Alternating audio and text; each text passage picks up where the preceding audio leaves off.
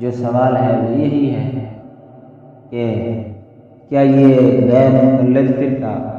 یا جو اپنے آپ کو اہل حدیث کہتے ہیں، کیا واقعتاً یہ ایک غیر مانوس فرقہ ہے؟ کیا واقعتاً یہ ایک نومولود فرقہ ہے؟ اس بات کو ہم ثابت کریں گے کہ واقعتاً یہ نومولود فرقہ ہے اور غیر مانوس فرقہ ہے، جس کا نام و نشان انگریز کے تسلط سے قبل نہیں تھا۔ یہ بات ہم ان کے اکابر علماء کی عبارات سے ثابت کریں گے،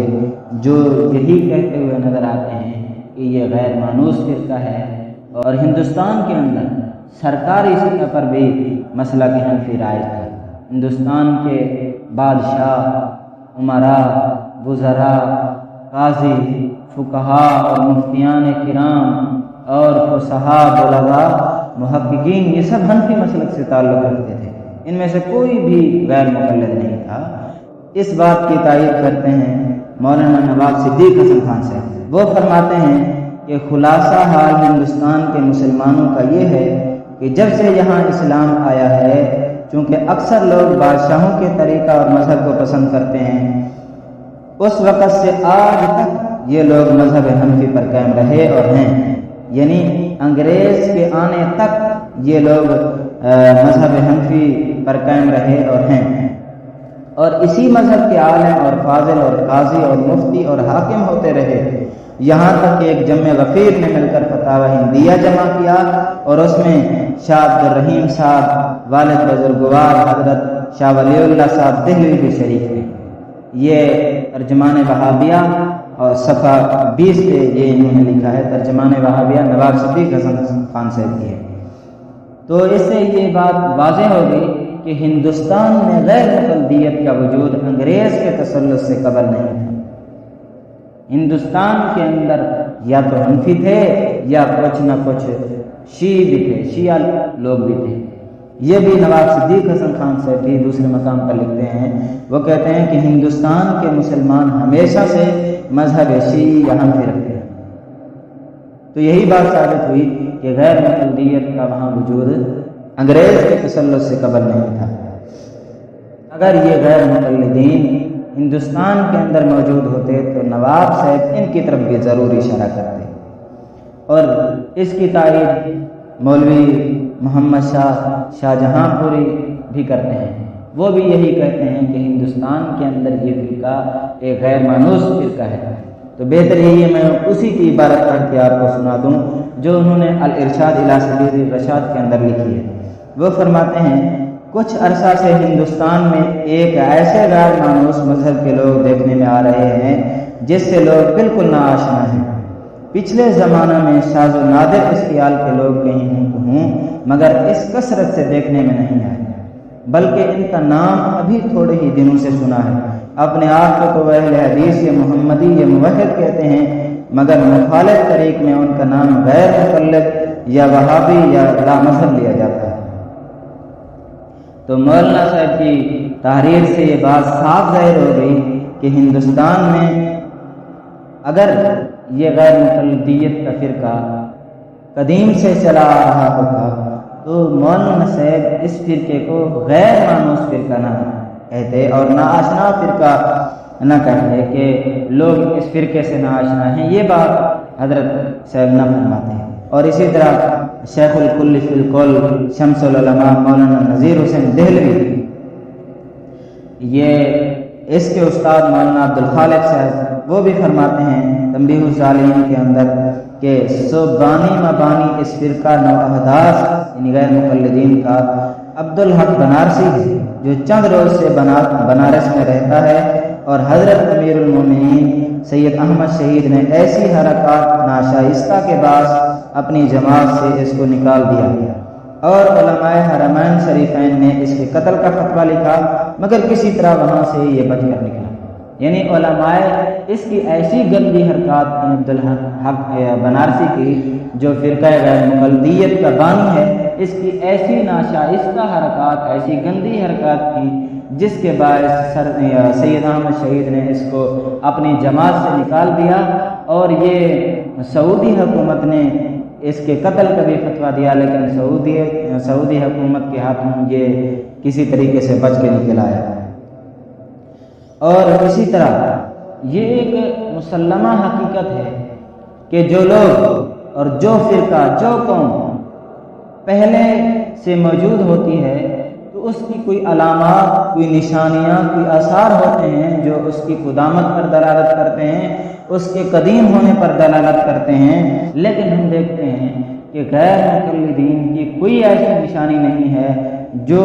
اس کے قدیم ہونے پر، اس فرقہ کے عدم نامولود ہونے پر دلالت کرے۔ ایسی کوئی علامت، کوئی نشانی نہیں ہے۔ اگر یہ بر صغیر پاک و ہند کے اندر یہ موجود ہوتے تو ان کے آثار پائے جاتے، ان کا بسایا ہوا کوئی شہر ہوتا اور ان کی کوئی تعمیر کردہ مسجد ہوتی اور ان کی کوئی عمارت ہوتی۔ مثلا لاہور ایک تاریخی شہر ہے، اب وہاں چونکہ شروع سے احناف چلے آ رہے ہیں تو وہاں احناف کے آثار موجود ہیں۔ یہ بادشاہی مسجد ہے، یہ حنفیوں کی ہے، تو اس سے یہ معلوم ہوا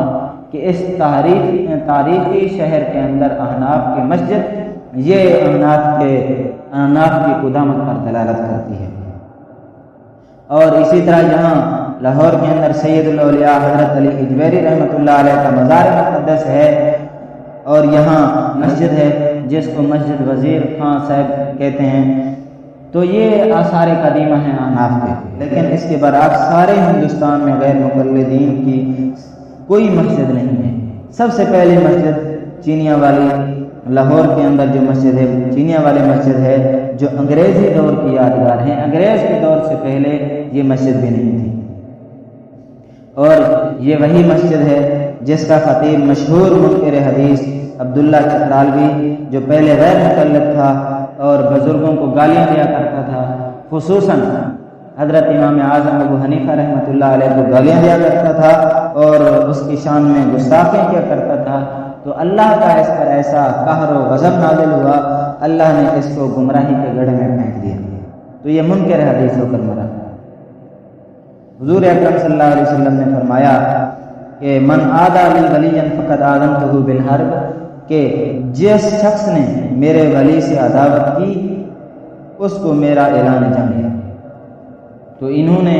عبداللہ چترالوی اور اکثریت جو غیر مقلدین کی ہے وہ بزرگوں کو گالیاں دیتے ہیں، امام اعظم کی شان میں گستاخی کرتے ہیں، بلکہ تمام مقلدین جو ہیں ان کے یا شوافع کے یا حنابلہ کے جو مقلدین ہیں ان کی شان میں یہ گستاخی کرتے ہیں، تو اس لیے ان کی قسمت میں ہدایت نہیں ہے۔ اور ان کا تو ترہ امتیاز بھی یہی ہے کہ اکابر کو اور بڑے بڑے اولیاء کو گالیاں دینا۔ ان کا قرآن و حدیث سے تو کوئی رشتہ، کوئی تعلق، کوئی جوڑ نہیں ہے، اور ان کے علماء بھی نہیں ہیں۔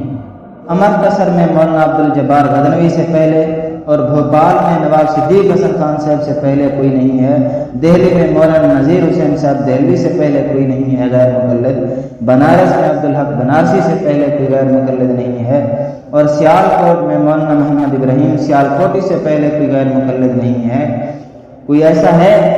جو ان لوگوں سے پہلے، ان شہروں میں ان لوگوں سے پہلے کا کوئی غیر مقلد، پہلی صدی کا کوئی غیر مقلد دکھا دے، لیکن نہیں ہے۔ اگر یہ فرقہ ہندوستان میں انگریز کے تسلط سے قبل ہوتا تو ان کا کوئی مدرسہ ہوتا اور ان کی کوئی لکھی ہوئی تصنیف ہوتی، اور اسی طرح ان کے طبقات پر کوئی لکھی ہوئی کتاب ہوتی، جیسا کہ باقی جتنے اہل سنت والجماعت کے مذاہب ہیں، حنفی ہیں، شافعی ہیں، حنابلہ ہیں، مالکیہ ہیں، ان تمام کے طبقات پر کتابیں لکھی ہوئی ہیں۔ طبقات حنابلہ ہے، طبقات شافعیہ ہے، طبقات مالکیہ ہے اور طبقات حنفیہ ہے، تو یہ طبقات کی 4 کتابیں تو ملتی ہیں، لیکن طبقات غیر مقلد نام کی کوئی کتاب نہیں ملتی۔ تو اس سے یہ بات واضح ہو گئی کہ یہ نامولود فرقہ ہے۔ اور اسی طرح ان کا اپنا باقاعدہ لکھا ہوا نصابی قاعدہ بھی نہیں ہے۔ یہ مدارس میں جو نصاب پڑھاتے ہیں وہ بھی انہی کا پڑھاتے ہیں جن کو ساری رات سارا دن یہ مشرک کی گالیاں دیتے رہتے ہیں، اور نصاب کے اندر انہی کی کتابیں پڑھاتے ہیں۔ تقلید کو یہ شرک کہتے ہیں، مقلد کو مشرک کہتے ہیں۔ اس کے باوجود عجیب بات یہی ہے کہ کتابیں بھی انہی کی پڑھتے ہیں، شروحات بھی انہی کی دیکھتے ہیں، اور اصل کتابیں بھی انہیں کی ہیں، اور پہلا جو نورانی ان کا قاعدہ ہے بلوغ المرام، یہ بھی ایک مقلد علامہ ابن حجر کی لکھی ہوئی ہے۔ تو ان کا کوئی اپنا نصاب نہیں ہے، لیکن اس کے باوجود یہ مقلدین کی کتابیں پڑھ کر بھی مقلدین کو گالیاں دیتے ہیں۔ تو کسی شاعر نے کہا، گل گئے گلشن گئے، جنگل دھتورے رہ گئے، چلے گئے دانا جہاں سے اب بے شعورے رہ گئے۔